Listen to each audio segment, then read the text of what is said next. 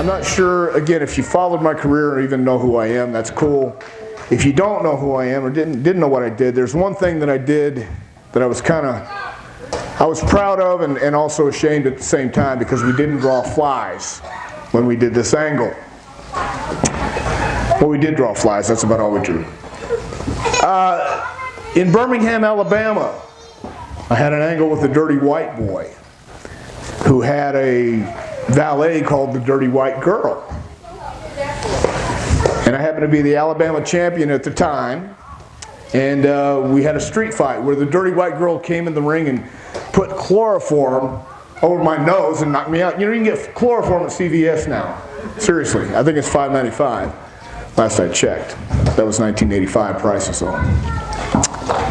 Anyway, she put chloroform over my nose and caused me to take a nap.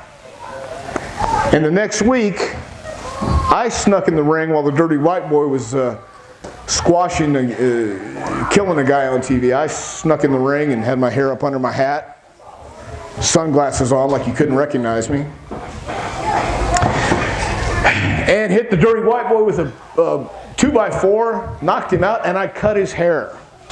I got my revenge. And the very next week, the Dirty White Girl comes on the set when Gordon Soley is trying to interview, I don't know who it was, and asked to speak to me. She wanted to talk to Tom. She had a black eye. And Charlie Platt, who was Gordon's sidekick, went back to get me to come out. And I wasn't going to have anything to do with it. I didn't want anything to do with that wench.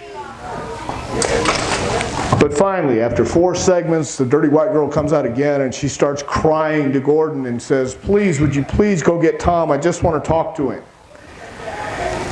And I came out. And she's trying to talk to me, and I'm telling her maybe she ought to go see a rape crisis center or something, because I'm not the guy to talk to. She needs help, but she needs more help than I can give her. And as she turns me around, lo and behold, that dirty bastard, the Dirty White Boy, came out, hit me in the back with a chair, threw me into the interview stand. We destroyed the set, took out a noose in Birmingham, Alabama. Now think about that for a minute. Birmingham, Alabama, took out a noose.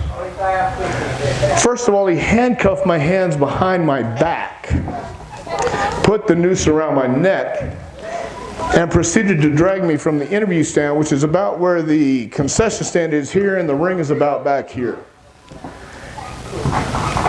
And is pulling me while everyone is screaming. And if you watch this back on YouTube, he gets me right to ringside, and you'll see this one cop, happens to be a black cop in Birmingham, Alabama, and he's just standing there watching. I'm not sure, but I think it might be illegal to hang people these days, but he just stood there watching. Maybe he thought he was getting, I don't know, his revenge. I'm not sure, but it's kind of strange to watch on YouTube, and that's a glaring situation for me. But as he proceeded to hang me, I'm choking, my hands behind my neck. The guys come to save me. It's always at that last moment when they come to save you too, I guess. The guys came to save me.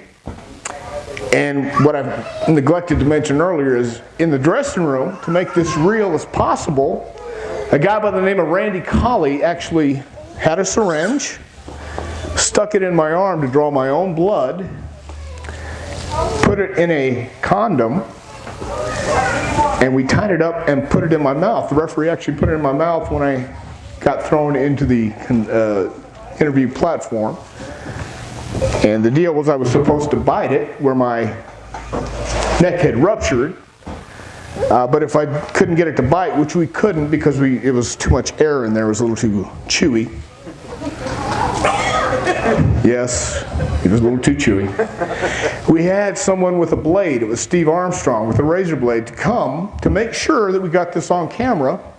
I'm wearing a yellow shirt, by the way, to get the blood, to show the visual. As we get there, I'm telling these guys, he's really choking me. I'm really dying here.